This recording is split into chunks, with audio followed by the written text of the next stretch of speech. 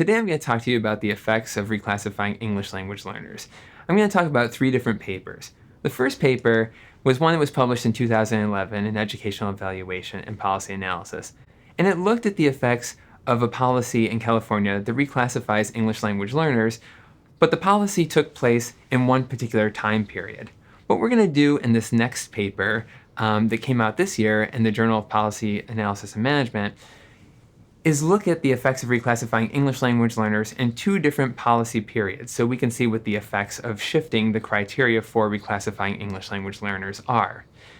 Each of these 2 papers takes place in a particular school district in California, and this third paper that I'm going to talk to you about looks at the effects of reclassifying English language learners in many districts in 2 different states. So we can see what the effects are not only at the district level, but then also what the aggregate effects are at the state level and how much variation there are in effects of this particular policy for reclassifying English learners across the districts in the state.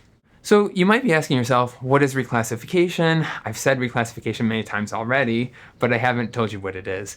And then we also want to know, why is it important to study it? Why is this a policy that affects so many kids? Well, if I had to describe reclassification in one word, that word would be change. So it's change at the most simplistic level in the label of a student from English learner, or EL for short, to reclassified fluent English proficient, or RFEP. That's when a student goes from being deemed not yet proficient in English, so these are children who come from a home where a language other than English is spoken commonly in the home, and haven't yet reached a particular level of English proficiency that the school deems is appropriate for being deemed fluent English proficient. Then when they reach fluent English proficient status, that's reclassification. Along with a change in label, though, there's also a change in services and settings that the students are educated in, and also a change oftentimes in the peers that they're educated alongside and the teachers that instruct them. So it's this entire bundle of change. It's not just a change in the label, it's a change in a bunch of services and settings too.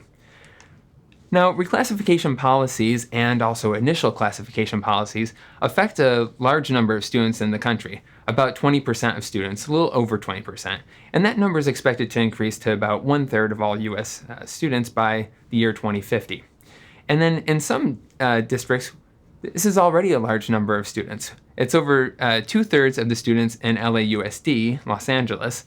And I point that out because we're going to talk about Los Angeles for one of the studies that I'm going to describe to you. So this affects, these policies of reclassification affect a very large number of students, and it's a growing number of students. And since there's so many things that are changing for these students, what this research is really asking is, are these policies helping or hindering students' subsequent progress in school?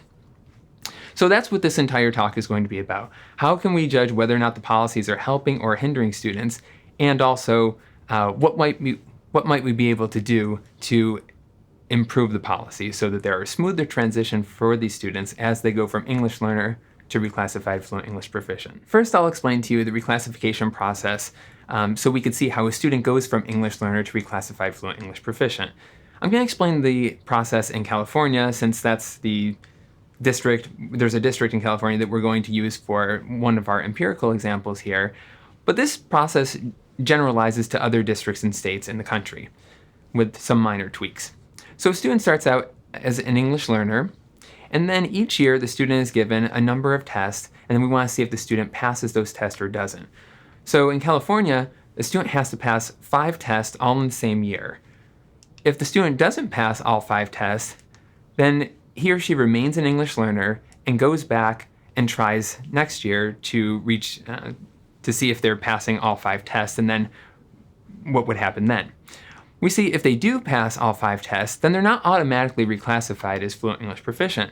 Instead, they become eligible for reclassification. At that point, the teacher and the school staff confer to decide whether or not the student should be reclassified.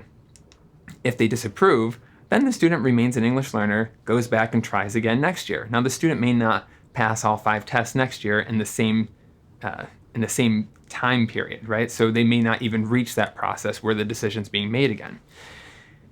If, however, the teacher and school staff do decide that the student should be reclassified, then finally the student becomes reclassified as fluent English proficient.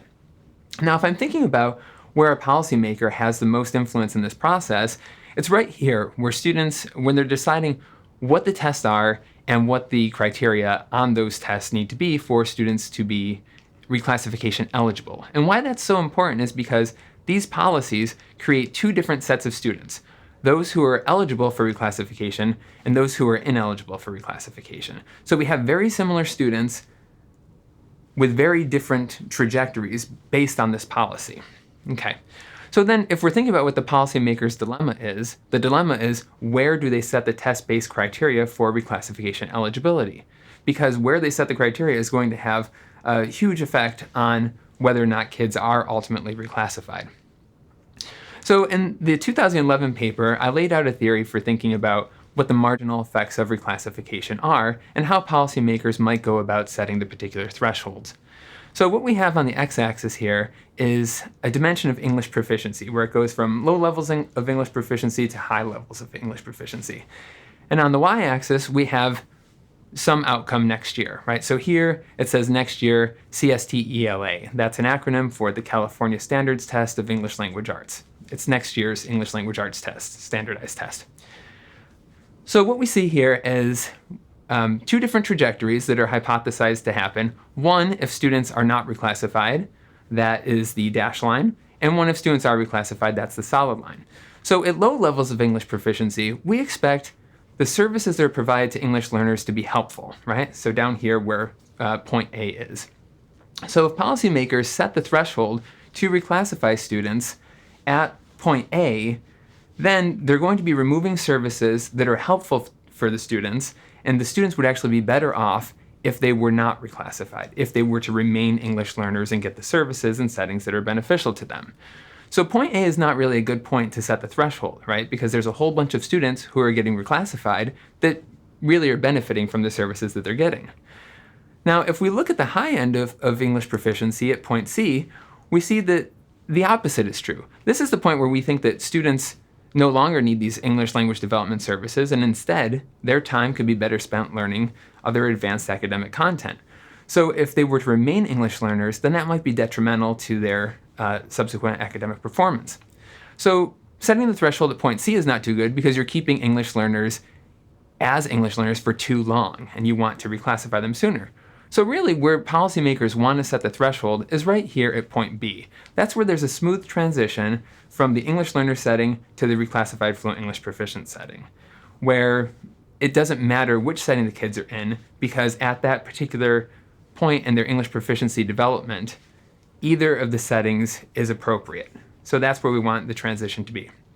So this is the theory that I laid out in the 2011 paper, and now in the recent paper that was published in 2016 in the Journal of Policy Analysis and Management, Karen Thompson and I were testing this model empirically, and we were taking advantage of a policy change that happened in California, where they went from having a low set of criteria, to having a higher set of criteria. So we can see if we see a change in outcomes that corresponds to this change in the policy.